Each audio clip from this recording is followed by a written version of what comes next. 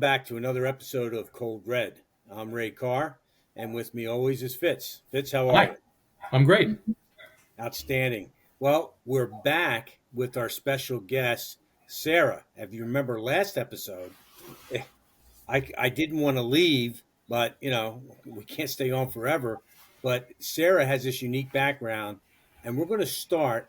We talked about her background, and I'd really like to kind of go back and talk a little bit about Sarah, uh, how the idea of killing uh, Gigi, and whose idea was that? It wasn't yours. So where did that all come from? So that came from the boy that I was in a relationship with and a friend of his that was a person that was on parole and had a history of violence. And I guess he just kind of knew the streets as well. So it, it, it worked its way out that way. Did he have an uncle that had It's an something? uncle, but it's not like, it wasn't a blood uncle. It was like the uncle in the street. So Did he threaten you? yes. Would you care to talk about that or not? Not as much. For public, private, possibly. I feel like, again, because of the sensitivity of the case. Okay, enough said. I've read some of this, and will say you were kind of put in a situation that you almost couldn't get out of. You met with Gigi in a hotel room. He thought for other reasons, and Gigi wound up dying that night. I believe your ID was left, or somehow you were identified with that room, and within about a week you were arrested. Correct? Yes. Okay. A very uncomfortable thing to discuss. We know that. But here's the man who basically was molesting you starting at the age of 11, trafficking you at 13, and you're about 16 at this point in the hotel room. Yes, I was 16. And you committed this act. It wound up with Gigi dying. And 5 days or so, 6 days later, you're arrested. And as a juvenile initially, because you are legally a juvenile, no matter what your fake IDs may have said that Gigi made you get, you're a juvenile, and you're now in the court system. And this is brand new to you. This is, I'm sure, alien to you. I'm not sure if you have an attorney right away. You talk to the police and you wind up confessing, right? You tell them what happened, Mhm. Yes. and But the just system to kicked in from there. clarify, I did not have a fake ID. Gigi was Oh, in the okay. process of having the conversation with me to move forward with that, but I didn't have it. And it was a work permit that had my name on it for McDonald's. Oh, okay. But but the story itself is, bottom line is, the act happened. You're now in police custody. There's a confession. Mhm. Jail cell doors are slamming behind you, and all of a sudden your life is as problematic as it may have been before. This is a whole different stage of life for you now, and your coping mechanisms have to kick in a whole different way. Can you tell us, like, what those first few days, first weeks were like? I'm hoping you eventually got a lawyer and someone that was your advocate as a juvenile in the California penal system, even if you're awaiting trial at this point. Yeah, so I had a 707 hearing. So it was a transfer hearing that first I was held at the juvenile court with the judge, and basically to see what qualified my case to be transferred over to adult court. It was also in the 1990s crime era where children were seen as just predators and horrible kids. So I was transferred over, and I did not have an advocate. I was given a private investigator, Robin Livingston, and she was great. She was getting frustrated with my case too because of the things that she was experiencing.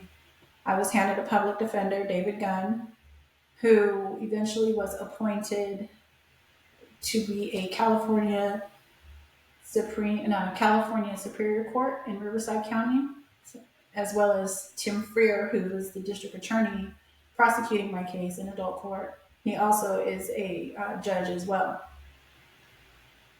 I think he was. A lot of promotions a lot of promotions happened after your case, huh?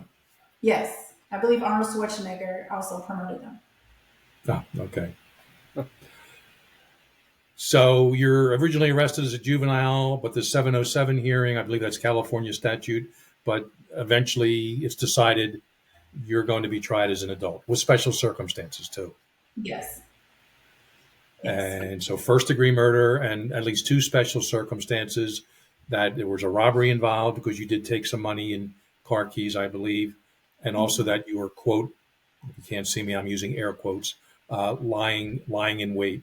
And in California statutory interpretation, that brings it up in terms of sentencing possibilities. But without getting there yet, you're in a trial. This goes to trial, right? You pleaded not guilty, and you had a jury and a judge. How many days did the trial last?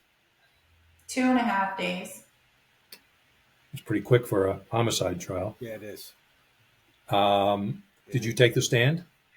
Yes, I was my only witness that was allowed by the judge. It's a bold move for the defendant in any type of a case to take the stand. I give you credit for that. I'm sure that the cross-examination was probably difficult, but I'm sure you told the truth as it was. But is it true you couldn't get in any history of your abuse from this guy? Yes. No, Ray, no evidence that Mr. Gunn brought. It was not allowed for the witnesses. So to talk about the post-traumatic stress disorder and the history that I'd experienced, and Children of the Night, the woman that worked with women that were prostituting themselves and children down in Hollywood, she was not allowed. None of my doctors that had treated me during the PTSD and the rape, none of that was allowed. Tim Freer was allowed all the witnesses that he requested. I have to stop you there. You got to excuse my French, but that's bullshit. I can't, for the life of me, having been around court systems and seen things, I could see if there was someone sitting on the other side that you were going to testify against, it might be prejudicial. There's nobody there. This is your defense. I can't believe they did not allow that to come in. And look, I'm no lawyer, and maybe there'll be a lawyer that'll come back and say, this is the reason why. Well, by Jove, I'd love for somebody to explain that. That's your whole defense. That's your whole defense, Sarah. That, to me, it's wrong, and it smells. To me, it smells. And I think it's wrong. I think you were wrong with it. Now, I'm not saying that what you did was right, but I'm thinking that you didn't have the opportunity to amply prepare and to be able to provide a defense for what happened and why you did what you did.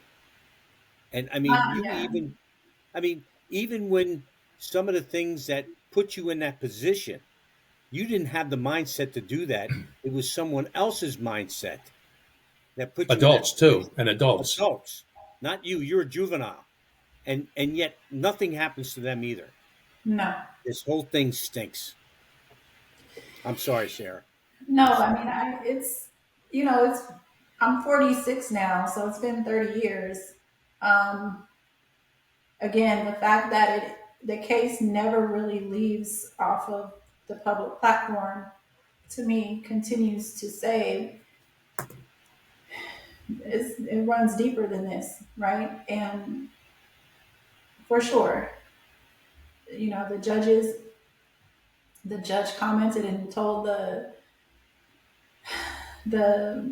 my jury, don't be persuaded by an attractive African American young girl or something like to that effect. To me, looking back in hindsight, I think they knew who he was. They said it, the press enterprise said he was a pillar to society.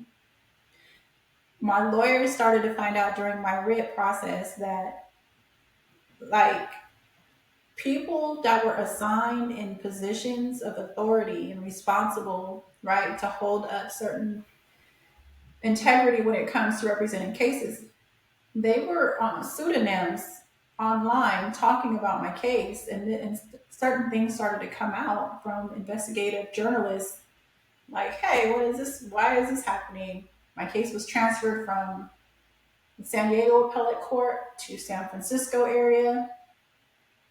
Kamala Harris was the attorney general at the time. You know, it it disrupted the courtroom when I got sentenced, and even one of the DAs, his last Curtis, can't remember, but Curtis comes up. He was a district attorney for Riverside, and he was so disturbed over how things were being handled. He had reached out to Geraldo Rivera, and that was like one of the first times that my case was publicized on Geraldo. But my mom was also on the Williams when it was called Tough Love, which is again really interesting because Montel Williams was Kamala Harris's boyfriend at one time. Excuse me. And Small world. not only that small, when my attorney's Perkins Coie, the Los Angeles firm, one of the administrative assistants that worked for the firm that was representing me out of LA, one of the administrative assistants' sister worked for Gigi. So you gotta see, like it gives me chills. Holy smokes. Yeah, it was a lot. And the fact that certain people shut it down or, yeah, to this Shut day. it down. They shut you down. Sarah, they shut you down. They shut you down. And here you are, a teenager, being tried as an adult, and you hear the words life sentence Without without parole. parole. Right. How the heck does that make you feel? What was that moment like? 16 years old, probably 17 at this I point. was 17. I was 17 Yeah. at the time. Well, they sent me to YA. So the process was the judge had discretion. And so the practice was that if you were a juvenile and committed a crime that was for an adult sentence, you go to YA for a 90-day evaluation in California. You get seen by parole officers, mental health. You gotta go through a lot of screening. They ask you, questions and questions. And my report came back that they said that I was a child of trafficking. They used the word prostitution, and that I had never been offered treatment. And they recommended to the judge for me to come back and do my YA adult time at YA and be released 25 or 26 because they had a treatment plan. That I think would have been ideal, you know. But the judge said no, and he wasn't having it, and he didn't give me 25 to life. He said life without parole plus 4 years plus $10,000 restitution for victim fine, and I had to pay court dues. So I think everything that he could have done other than give me the death penalty, he exercised. And for whatever reason, In the early 90s, the mid 90s, did California have 95. the death penalty? 95. Did California have the death penalty? I don't know, but you might know. Was the death penalty even in play in So 1995? it was 94 when I got arrested, 95 when I was getting sentencing, and they weren't legally able to give me the death penalty because I wasn't 18. So life without parole was the overturned sentence of the death penalty, which the judge was allowed to give me. And he gave me 4 years for the gun. I say it's a disgrace. Here, you should have been picking out a prom dress, and instead they're outfitting you in a prison uniform. I mean, I get what you did was wrong. You said that, but usually the sentence should fit the crime. based upon the circumstances that were surrounding it. Hey, Cold Red fans, Fitz here. Are you interested in a career in criminal justice? You've heard me talk about numerous cases I've worked over the years involving the scientific analysis of language known as forensic linguistics. Well, Pennsylvania Western University now has a fully accredited MA program, which I actually co-developed, where I teach forensic linguistics along with various other excellent professors too. This is the only forensic linguistic graduate program in the world which is both online and asynchronous. That means the courses are 100% on your schedule. We have professor video recordings, academic readings, and real-life case exercises posted weekly, and you can access any time to review and then complete the week's assignment. If you're interested in learning how written and spoken language can help solve crimes and get a master's degree at the same time, check out the Pennsylvania Western University's Forensic Linguistics program at www.pennwest.edu/justice. And the age of the offender. Yeah, and the age of the offender. And our audience has heard the everything that's going around with this thing. So, I mean, I think this is just a travesty. I mean, I'm sorry. Some people may disagree with me, but you're 17 years old and someone tells you life without parole. Give me a break. And that's why a few years later, and I say a few, but 10, 11 years later, suddenly there's this bright light that shows up that, hey, there's judicial reform groups that are starting to advocate for you. Tell us about that. That was more like a snowball effect. That was more like Human Rights Watch was sending in forms for folks to see if you were juvenile, were you sentenced to life without the possibility of parole, write us back. And so that was the onset of communicating. And they were doing this nationally. And so that sparked an interest. And, it was over the years that we just had the in-depth conversation about it. And yeah, people showed up, because it's against the human rights for children. Yeah. I believe there was a National Center for Youth Law, and also Senator Leyland Lee was a strong advocate for you, if I understand the background of this matter. Yes, that turned out to be something interesting as well, because it was like there were blocks. He came to the prison, actually picked me up the morning that I was released, and the prison didn't allow him or my family to pick me up. It was very interesting how I was told how I was going to go home. It was wrong. Like the prison, so every prison in the state of California is shut down from 4:15 till count clears, because they have to clear the whole institution, right? All the institutions in the state of California. I was called out of my cell to go up during count to the lieutenant's office, and the lieutenant was sitting there and the AW was there, which was really interesting.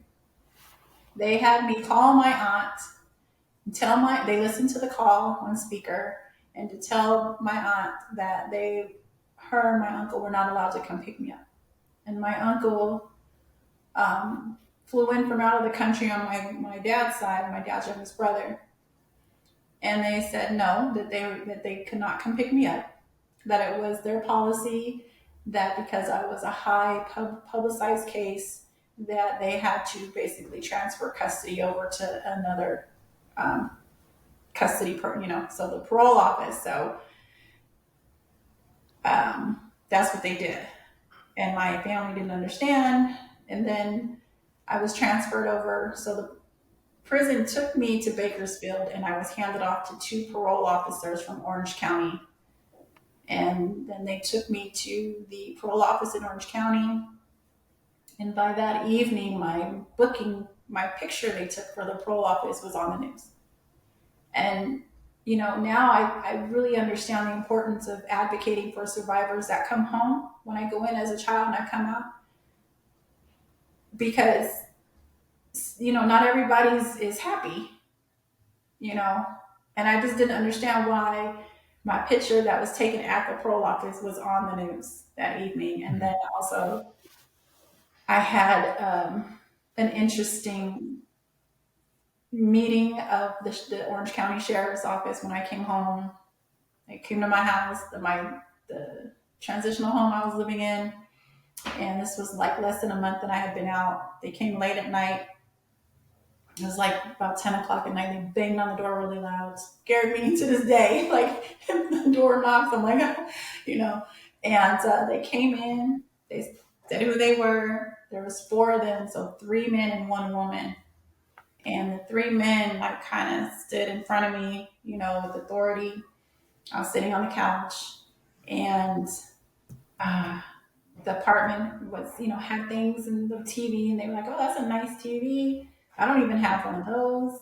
Um, why do you have all this money on the table?" And I was just like, "What? Where did you get the gun from? We want to know." And I kept thinking, like, "Is this okay?" I didn't think this was okay, and I just was like, "Okay, this is really unsettling."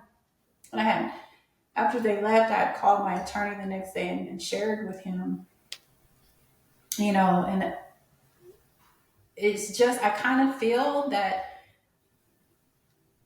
I'm still being watched. Like, I still feel that whoever he knew or whatever the situation, I just feel that some people just aren't really happy.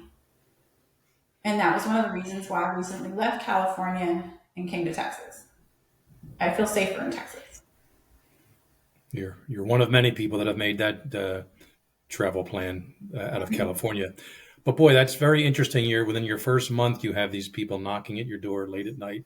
I guess you were, even though you were Governor Schwarzenegger reduced your sentence with life without parole to life with parole. I want to make sure I have this all right here. But then 25 years, when there was basically time served at some point, the 19-year point, and I do know eventually back in 22, the Governor Newsom pardoned you, right, in July of 22. Yes, That and had there to was, be a very nice event. yes, I feel like that was great. I think that any child who goes in to prison that has similar experiences, definitely, the governor can use his executive authority and make good decisions that way. Sarah, there are so many victims Mm-hmm. that are out there that are experiencing things that are probably worse than you, and maybe some not as bad as you. Mm-hmm. Uh, you know what? I'm a fan, Sarah, of you, and I have to ask, how did you survive? How did you make it? What did you do? What advice would you give to others? That you say, hey, do this or don't do that. What would you say to others that might help them get through what you got through? Because it's so personal, and I don't know when or if ever I will get to a place where I'm over it, you know. Um, but just surrender to whatever comes up. I don't care how ugly the trauma has to be purged out, and find a safe space to process it, and remember that forgiveness is something that Christ did for all of us, and that helps to root the beauty of humanity's capacity of forgiveness. And I hope to bring that message in the policy and reimagining policy, because I know that people, want to separate their belief when it comes to faith, but I know it was nothing but Christ's love that helped me through moments that I should have never made it through. Divine mercy. Absolutely, Divine mercy. 100%. It really is. You were able to transform your life, and now you dedicate it to both your community and other child victims. Hmm. Let's jump over and let's talk about Sarah's Law. That's something you jump right into upon your release. How can our listeners learn more about Sarah's Law and support that? Yes, it's with Westerman, and it's on the federal legislative piece, and it's in to add into the TVPRA, which the TVPRA is amazing legislation already. To have it be retroactive would be very effective when we move forward with legislation. But I think if people want to vote on it, is basically to have the conversation with the people in the position that's going to give the yes or no. Like, yeah, we should pass this. It's kind of clear why we need to have legislation in place in on a state and federal level, because that's where the confusion comes in.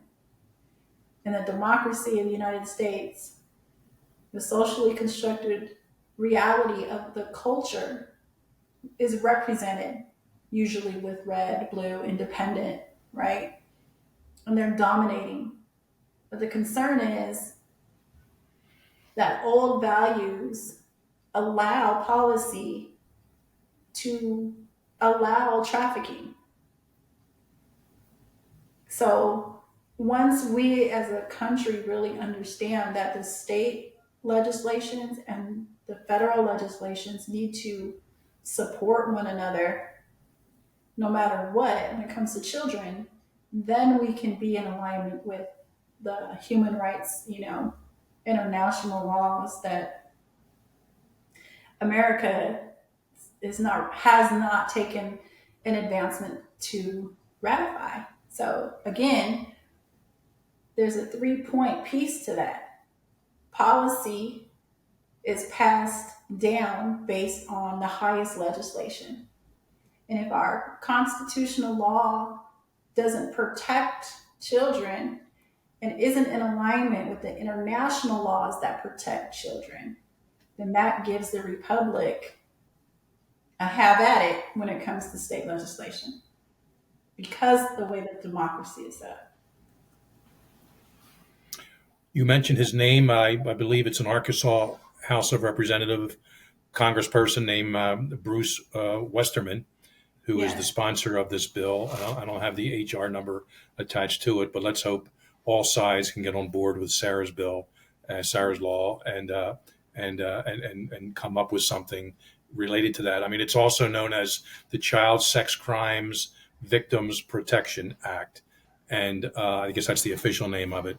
And let's hope we get a lot of support to that for everyone. I don't think this country is helping itself right now with the open borders over the last several years. Rumors are a lot of human and sex trafficking taking place. That's for a whole other episode, perhaps. But I think, and there's movies like The Sound of Freedom out there now, and others that are, slowly bringing, everyone's vision into these types of problems that have been going on probably for centuries, but certainly enhanced now even more with the internet, international crime, organized crime, like was right in your own neighborhood, no doubt. And who knows how expansive that was, why some of these judges' decisions and prosecutors' decisions played out the way they did.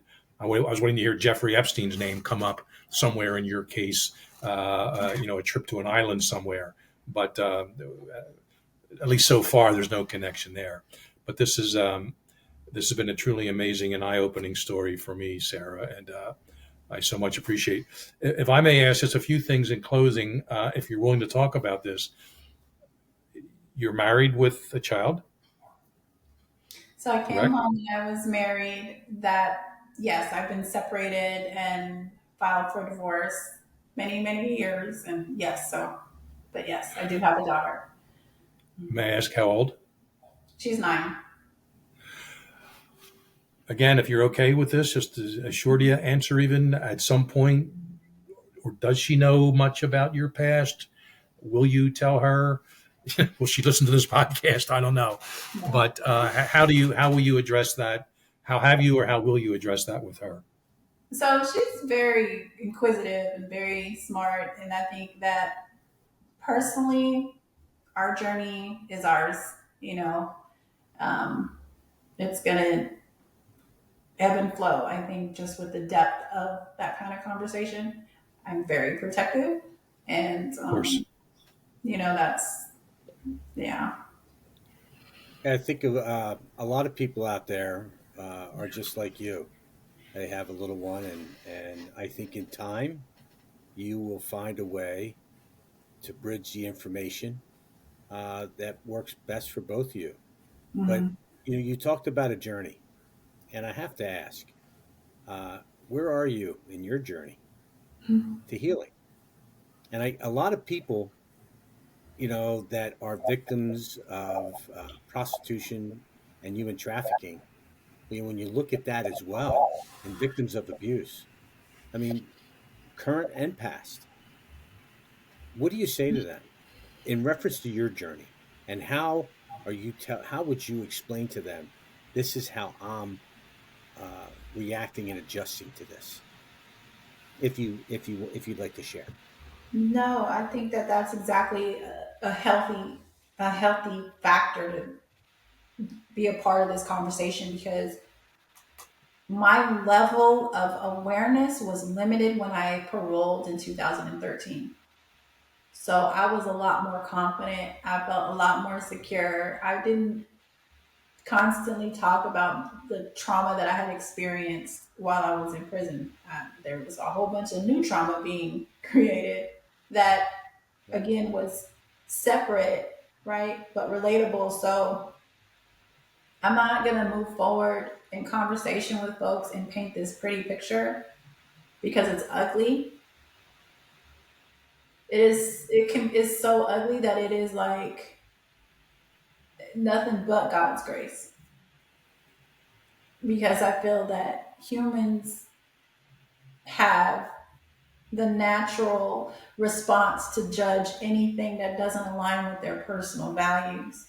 And so, compounded and complex trauma, it doesn't have any values because it's the memory of what that rape felt like, or it's the memory of the way that your skin felt, or it's the memory of right experiencing very uncouth experiences that just like go against your innate moral compass. So